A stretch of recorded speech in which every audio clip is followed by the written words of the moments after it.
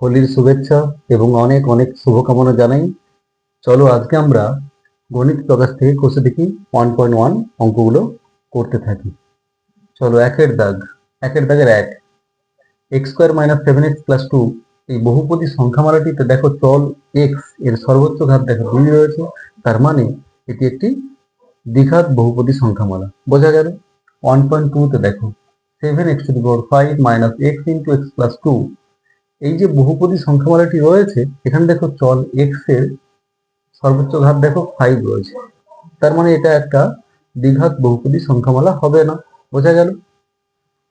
দেখো পরের যে অঙ্কটি রয়েছে 2x into x plus 5 plus 1, যদি আমরা একটুখানি ক্যালকুলেট করে নিই তাহলে 2x x square plus 10x plus 1 এই যে বহুপদী সংখ্যামালাটিতে এক্স চলের দেখো পাওয়ারটা রয়েছে, হাইস্ট পাওয়ারটা রয়েছে 2, তার মানে এটা একটা দ্বিঘাত বহুপদী সংখ্যামালা। এরপর একের দাগের যে শেষ অঙ্কটি রয়েছে 2x মাইনাস 1, তাহলে এখানে এই যে বহুপদী সংখ্যামালাটি রয়েছে দেখো এখানে চল x এর পাওয়ারটা দেখো 1 রয়েছে, তার মানে এটা দ্বিঘাত বহুপদী সংখ্যামালা হবে না। বোঝা গেল। এরপরে দুয়ের দাগের অঙ্কগুলো দেখো, এই অঙ্কগুলোকে স্ট্যান্ডার্ড ফর্মে সাজাতে হবে, তার মানে কি x square plus b x plus c এই ফরমেশনে অঙ্কগুলোকে সাজাতে হবে। প্রথম যে অঙ্কটি রয়েছে x minus 1 plus 1 by x equals to 6, তাহলে এক্স প্লাস 1 বাই এক্স থাকলো, মাইনাস 1 কে যদি পক্ষান্তর করি 6 প্লাস 1 আসবে। এরপর লেফট সাইডে দেখো এক্স প্লাস 1 বাই এক্স, তাহলে এক্স যদি এলসিএম হয় অর্থাৎ লসাগু নিই, তাহলে এক্স আর এক্স গুণ করলে x square plus 1 by x হলো সমান 7, তাহলে এক্স স্কোয়ার প্লাস 1 সমান 7 ইন্টু এক্স করলে কি আসবে 7x এলো, তার মানে এক্স স্কোয়ার প্লাস 7xটা যদি আবার পক্ষান্তর করে এদিকে নিয়ে আসি তাহলে মাইনাস 7x প্লাস 1 সমান 0। দেখো এটা একটা স্ট্যান্ডার্ড ফর্ম, অর্থাৎ দ্বিঘাত সমীকরণের আদর্শ আকার। বোঝা গেল। পরের অঙ্কে দেখো x plus 3 by x equals to x square রয়েছে, তাহলে এখানেও যদি আমরা লসাগু করে নিই তাহলে এক্স এক্স গুণ করলে এক্স স্কোয়ার প্লাস 3 পেলাম বাই এক্স সমান এক্স স্কোয়ার। এরপর দেখো যদি আমরা ক্রস মাল্টিপ্লাই করি অর্থাৎ কোনাকুনি গুণ করে নিই তাহলে এক্স স্কোয়ার প্লাস 3 সমান এক্স ইন্টু এক্স স্কোয়ার গুণ করলে এক্স কিউব পেলাম, তার মানে x cube minus x square minus 3 সমান 0। দেখো এখানে এই সমীকরণটিতে দেখো এক্স যে চল রয়েছে ওই চলের দেখো হাইস্ট পদ দেখো 3 রয়েছে, তার মানে এটা একটা দ্বিঘাত সমীকরণ নয়। বোঝা গেল। তার মানে এটাকে দ্বিঘাত সমীকরণের আকারে প্রকাশ করতে পারবো না আমরা। বোঝা গেল। চলো এর পরের যে অঙ্ক দুটো রয়েছে দুয়ের দাগে সেটা আমরা দেখে নিই।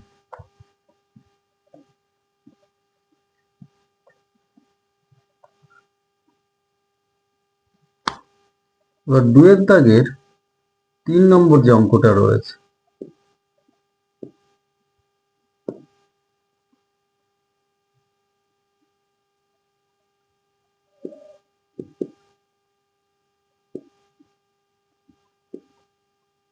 কি রয়েছে 3 নম্বর অঙ্কটা রয়েছে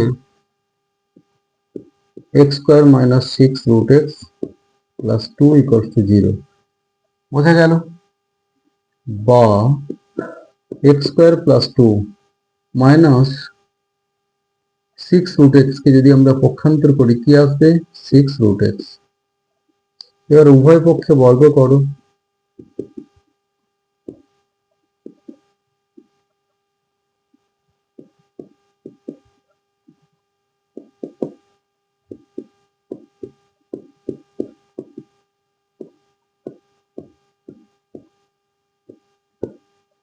দেখো এটা a প্লাস বি এর হোল স্কোয়ারের সূত্রে এসেছে, তার মানে এক্স স্কোয়ারের whole square plus 2 into x square into 2 plus 2 square সমান 36x এলো। বা x to the power 4 plus 4x square plus 4 সমান 36x। বা x to the power 4 plus 4x square minus 36x plus 4 সমান 0।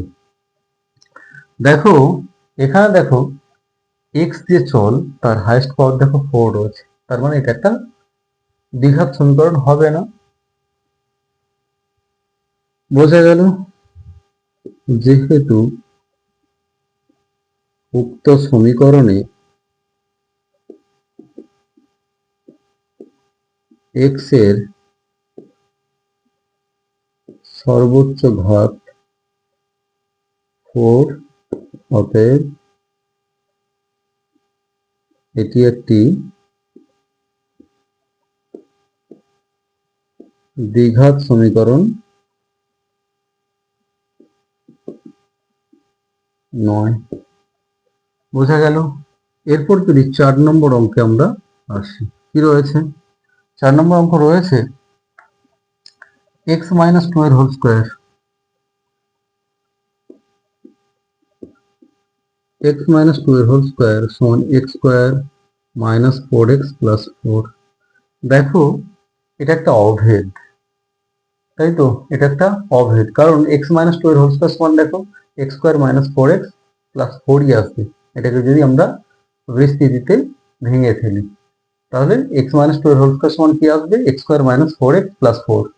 এটি একটি অভেদ, তাই এটাকে আমরা দ্বিঘাত সমীকরণ আকারে সাজাতে পারবো না। বোঝা গেল?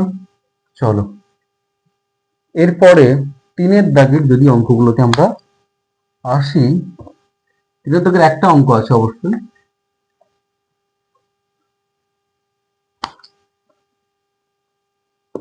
3-এর দাগে রয়েছে x⁴ 6 minus x cube minus 2।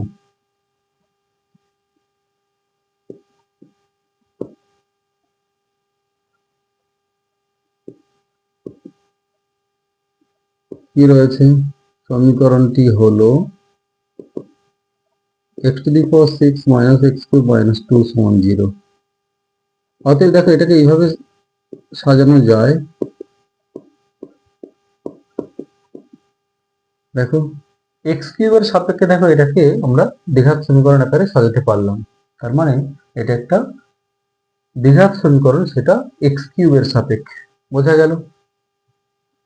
অতএব এটি x কিউব এর সাপেক্ষে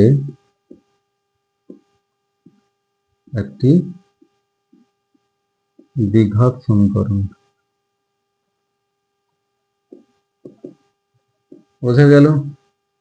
এরপর চলো 4-এর দাগ। বলেছে নিচের বিবৃতিগুলি থেকে একচল বিশিষ্ট দ্বিঘাত সমীকরণ গঠন করি। তার প্রথম অঙ্ক রয়েছে 42 কে এমন দুটি অংশে বিভক্ত করি যাতে এক অংশ অপর অংশের বর্গের সমান হয়।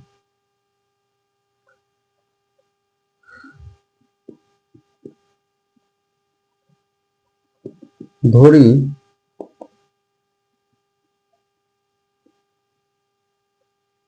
ক্ষুদ্রতর অংশ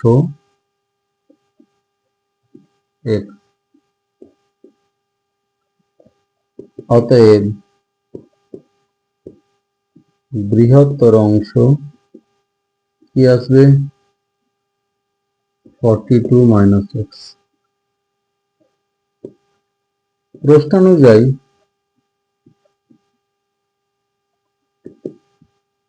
তার পরিষ্কার বুঝতেই পারছো, ক্ষুদ্রতর অংশের বর্গ করলে বৃহত্তর অংশের সঙ্গে সমান হবে।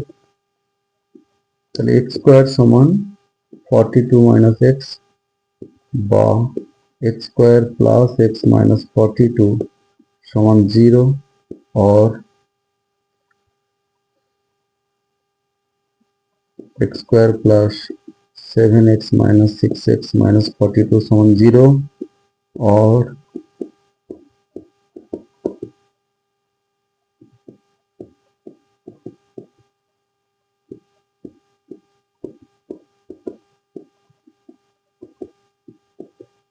देखो দুটো উৎপাদকের গুণফল 0, অর্থাৎ দুটো সংখ্যার গুণফল যদি 0 হয় বা দুটি রাশির গুণফল যদি 0 হয় তাদের মধ্যে কমপক্ষে একটি শূন্য হবে। তাহলে হয় x প্লাস 7 সমান 0, যেখান থেকে আমরা কি পাবো? x সমান মাইনাস 7, অথবা কি পাবো?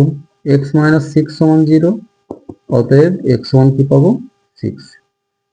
কিন্তু আমরা কি ধরেছিলাম, ক্ষুদ্রতর সংখ্যাটি এখানে দেওয়াই রয়েছে, ক্ষুদ্রতম সংখ্যাটি কি কি রয়েছে, এক্স, যেটা হচ্ছে এক্স গ্রেটার দেন জিরো। তার মানে এক্স এর মানগুলো সবই ধনাত্মক আসবে।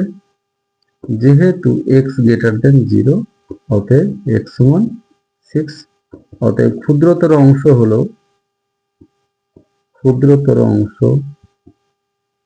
6।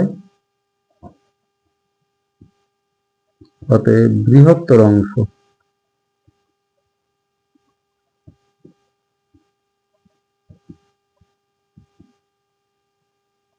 সমান 42 - 6 সমান 36।